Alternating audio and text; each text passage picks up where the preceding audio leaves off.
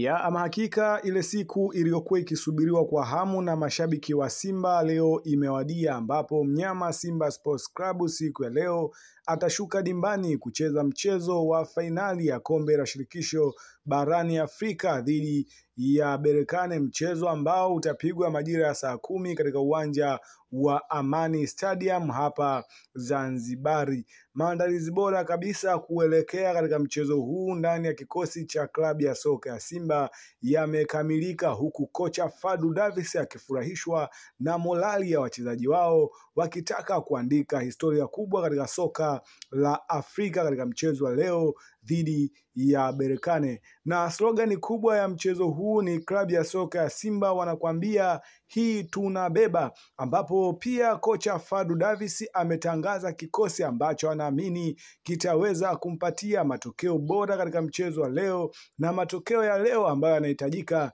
ni mnyama Simba Sports Club kushinda zaidi ya magoli 3-0 katika mchezo wa leo ili aweze kuwa bingwa.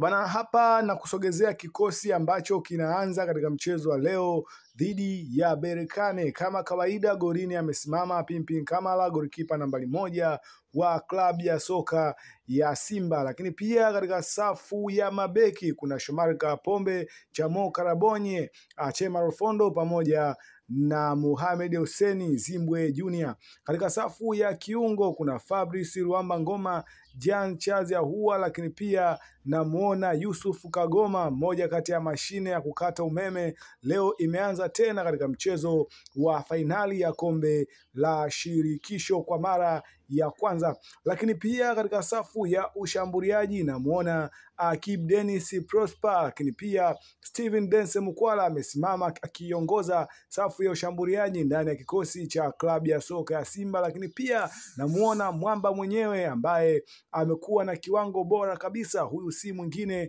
ni Elia Mpanzu, jicho la wana Simba wote kuelekea katika mchezo huu wa kombe la shirikisho la fainali.